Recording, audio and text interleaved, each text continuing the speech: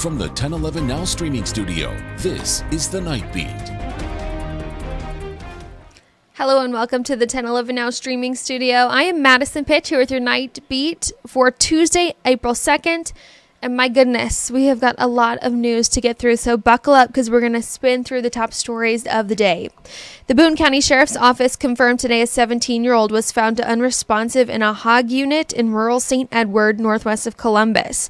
Sarah Pillen, Governor Jim Pillen's daughter and owner of the property, confirmed Zach Panther, a new employee, died Monday.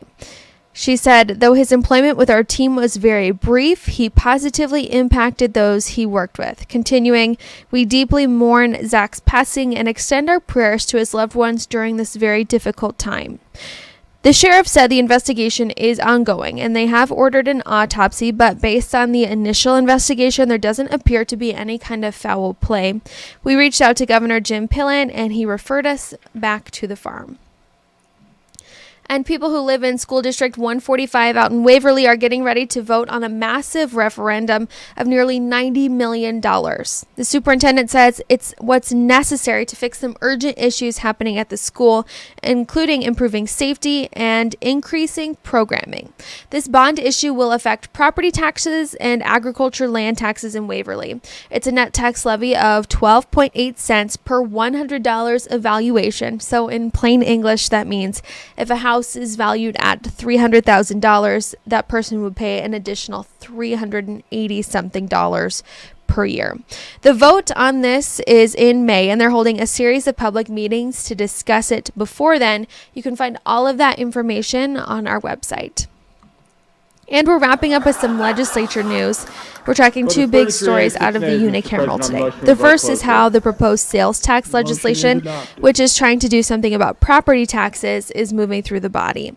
It just barely snuck by a filibuster that tried to shut it down. However, it's no longer clear exactly if that increase will come to fruition. Senator Luann Linehan, who introduced the bill, is making a last-ditch effort to get support by calling LB 388 a shell bill and promising to listen to feedback and make changes.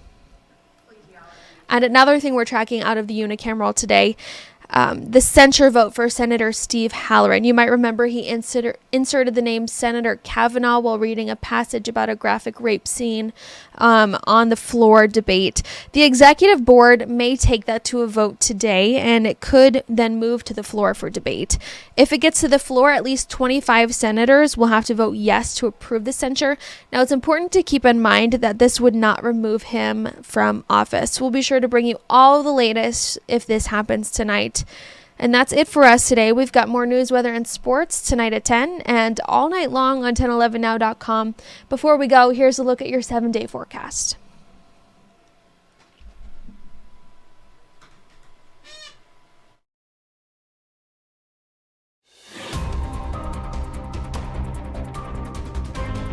You've been listening to The Night Beat.